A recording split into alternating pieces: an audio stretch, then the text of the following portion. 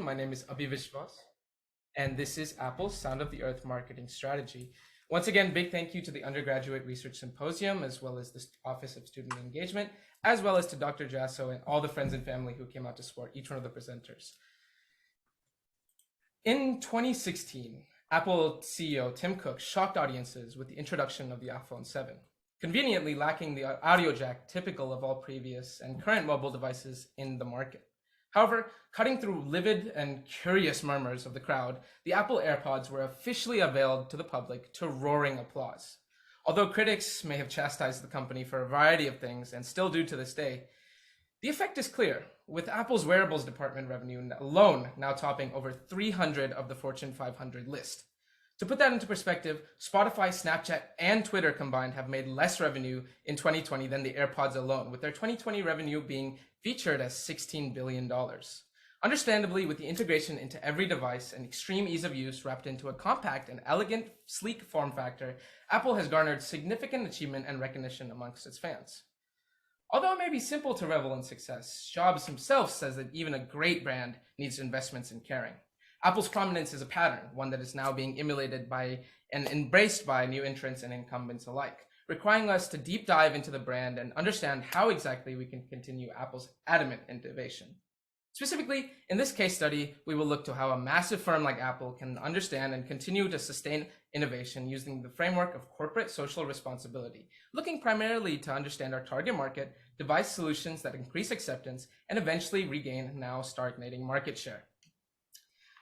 To understand the backgrounds of the strategy, we first take a look at how the founder's vision has impacted current operations. With the creativity nurtured by Jobs and Wozniak readily apparent in each part of the value chain, their products strive to define consumers' expectations rather than fit by them. Their products also have a key element of design decisions made by the company, similar to the works of their Magic Mouse, which only charges upwards, or the Mac symbol only facing upwards on the laptop. To them, prominence and value is at the core of their services, with an ultimate goal being to stray away from this intrusive technology as a whole. In fact, this logic has brought us from the jukebox to an iPod, from the computer that's clunky to an iPhone, and from that iPhone to an iWatch, and to our case, to Apple AirPod Pros.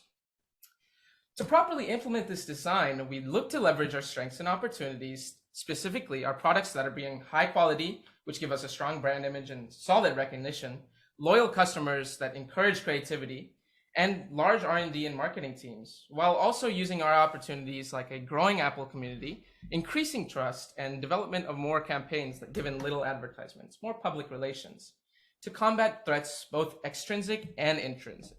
Specifically, we are facing competitions from several established brands, new entrants and incumbents alike, due to the product not being specifically superior in relative terms. Specifically, we'll also focus on CSR as shown within the framework on the bottom right. CSR encompasses philanthropic responsibility, ethical responsibility, legal responsibility, and economic responsibilities, all factors on which a company can be measured and audited against. Here, we see Apple's carbon footprint at the very top at around 25.1 million tons of CO2. Although it is seemingly like a large number, they've actually been able to reduce quite a bit of production waste, product use, and product transport lifecycle emissions. They've also been able to cut their direct emissions and business travel employee commute using sustainable travel and other means of reliable and sustainable energy capture. This has seemed to work in quite a few cases and has brought them quite a few benefits. But why Apple? Why innovate? Apple prides itself on advancements, ones that are often advanced and adopted by the larger marketplace as a whole. Although the strategy may be a small start, many opportunities exist in influencing the tendencies of the larger TWS, or True Wearable System, which is the AirPods considered as, market. Additionally, we're in a preferred position to leverage not only our assets, but our employees and surrounding community, which foster and nurture creativity. Building up reputation and acceptance among this community worldwide has garnered significant implications on loyalty and engagement. At the bottom line, we're expected to not only achieve optimal market share, but also increase the amount of loyalty we are expected to see and preferences seen in the market through beneficial actions like partnerships and green initiatives. At the end of the day, we're looking at potentially millions of dollars being invested into the future of our world, and billions more that are of potential as a consequence of increased market share. We also see some specific reasons for the product. The market is accepting of Apple and waiting for a CSR-driven product. The customers are apparent and accessible, as we'll go in the next slide. And market dependence, as we have researched, is set to increase with the augmentation of the production of iPhones. Specifically, we'll look to 1.1 as a direct cause and effect of a AirPod and iPhone trajectory. As you can see, amid the first 4 quarters, it starts to increase at the same rate. And all the way in the 12 quarters following launch, we see the exact same trajectory, almost as derivatives of each other. We'll also see that the growth of AirPods coincides with the growth of iPhones, a critical indicator that demonstrates the compatibility of these two products, allowing for easier forecasting of our sales numbers going forward.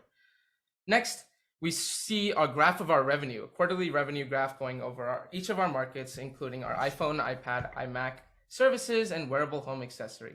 Although it may have dipped in 2020, and 2019 as well due to the COVID-19 pandemic, those numbers are starting slowly to increase back with more numbers in the store, Apple Store, as well as more numbers elsewhere, online shopping as well.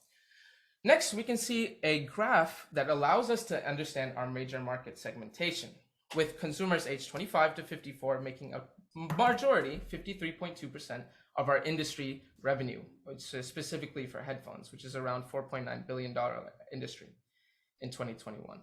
Next, we see our next biggest age group, which we'll be not focusing on due to increased importance of the 25 to 54, is around 20%, and they are 55 to 64.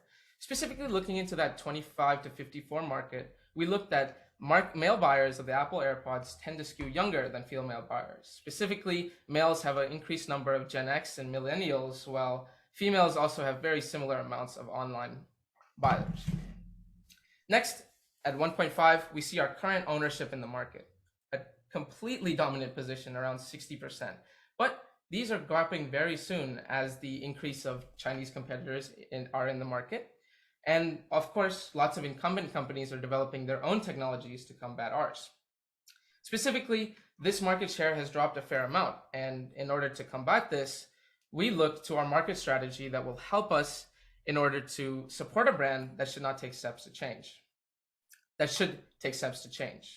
Ultimately, we see that many will not even support a brand that they will not take steps to change, specifically in the younger generations. If they do not appreciate or understand what the company is doing for CSR, or if they're not agreeing with their practices in terms of sustainability or in terms of what their online presence is, they will oftentimes not support them. And this is especially apparent within the millennials, forming our market strategies, which allows us to form partnerships and create collaborations between Apple and the environmental community through the Plants framework to increase visibility and target beneficial public relations. To further clarify this research, we look to specific market strategy and eventual metrics to understand how consumers react to CSR and how to increase market share for the product. Although we know that preferences exist, we must understand if they are tangible in buying behaviors and further understand how our external activities affect internal culture and behavior. Next, we will look to the Plants framework specifically. As Apple prefers designing and relating to its community and being a part of it, this model and framework was designed to increase partnerships and engagements rather than invasive ads and marketing messages not typical of Apple. The Plants framework begins with the partnerships, with $50 million dedicating to relationships with worldwide care organizations like the national parks or the Conservation Fund. These teams will be employed as individual business units, serving as content and business development leads that position Apple as full front supporting of the environment. Next, we will take steps for loyalty, looking to highlight sustainability and provide evidence by donations, which will allow for previously underserved markets, such as those millennials that we have seen, to see the value and be satisfied through the effort taken to conserve the effort long-term and on short-term scale. This is also will have a budget of $50 million. Next, we see around $75 million going towards R&D for answering customer requests. These requests specifically entail customer-friendly designs, product colors, and customization opportunities. On the side of new product designs, these designs will actually put much needed emphasis on the future of the Earth, depicting wildlife and nature, and will bode well for those who have seen the efforts taken by Apple to become carbon neutral. Think about the Project Red, where they are able to collaborate with only a color and a simple brand logo. And that was such a beneficial partnership, actually. Next would be taking charge, along with partnerships. Taking charge, which means making sure that we're in the front line of actually changing the environment, will run around $75 million, with most going to charitable donations and scholarships for future generations to design and implement powerful ideas that change the world with the use of people to create solution and funding projects. Finally, as all marketing plans need metrics, we look to measure and increase satisfaction, which ultimately ends up in a more satisfied and served customer base, as well as beneficial relations with the public. This will be a $250 million plan out of a $250 billion revenue to date. Here we see a couple of revenue branches that go into inspiring our audit and our forecast of what the sales looks like. At around a price of $169 to $179, a new generation of AirPods can actually come out during the subsequent launch of the AirPod 3s, which is soon to set release. With a nearly similar price, we're able to conserve margins should a donation be associated with the product, but more research is needed into how specifically we can implement a donation to important institutions with the purchase of each item, whether that be at the store, online, retailers. In our estimates, we're able to sell $70 million of this 70 million units of this newly designed products, which is associated with the story of the Earth, a strong message that should provide us with around $11.9 billion in sale, in combination with around 84 million units that form mainline sales for around a total of 154 million units sold.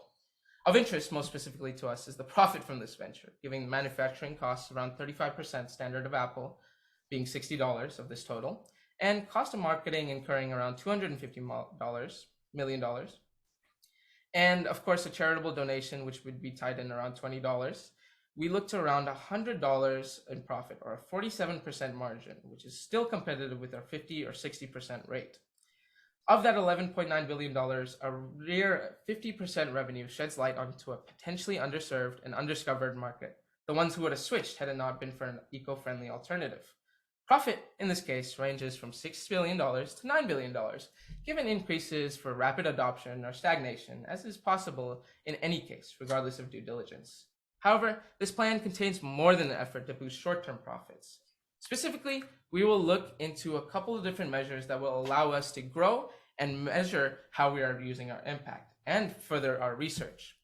As you can see on the left is a marketing mix. Feel free to look at that while we wait, but we will also be going over the goals within a year, specifically the short-term goals, or fostering beneficial relationships with partners in sustainability and creating a product that highlights the Earth, similar to the product red.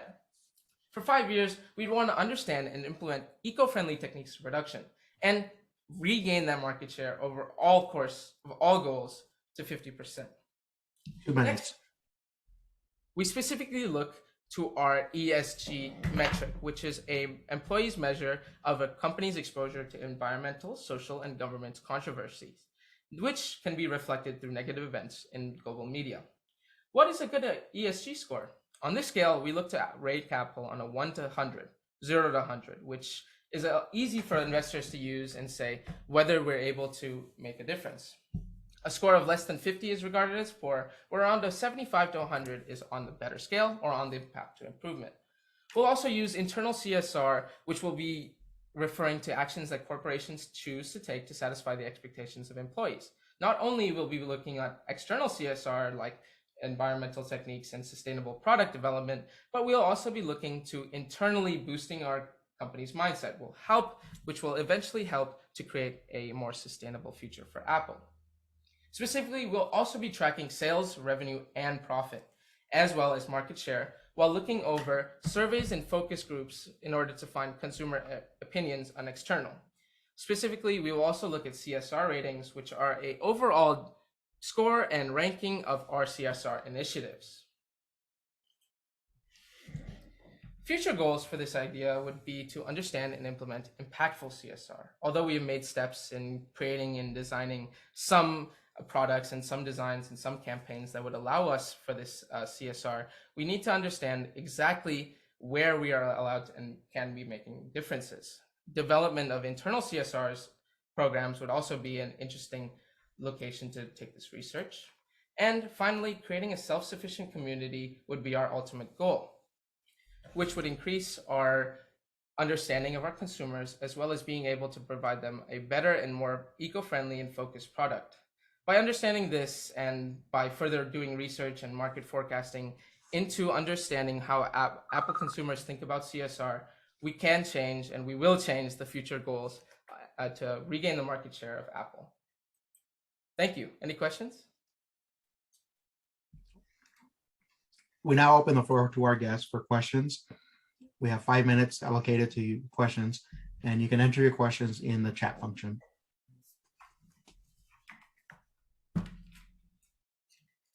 I actually have a quick question for you, Abhi. First of all, really great presentation. It was super impressive.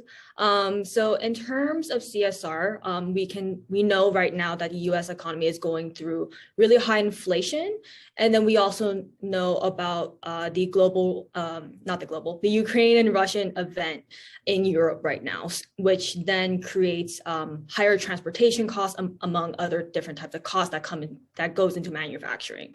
So considering the inflation as well as the global conflict right now, how does that affect Apple's CSR efforts? Most definitely, and thank you for the question once again. CSR is one of those things that doesn't just get encapsulated into presentations, no matter how well you said I did or I did. It's one of those things where we need to consider not only that we are working in a local environment, but a global environment as well, and where this question comes in about Ukraine and Russia, as well as some of the other external transportation costs. But what we're trying to do with this plan, and with a further bridge as to 2030, which would be around Apple would become carbon neutral, is we're trying to push a mindset onto not only our employees, but our surrounding community who has shown so much loyalty and care for us, in order to change how we think about CSR. Although we can do impacts in our local fronts, how can we do bigger impacts on our global scale? And we're encouraging consumers to think about this with our campaign, well, also with training and also some information that would go along with this campaign that leads to you thinking, how can you make a difference? Which is what we're trying to do.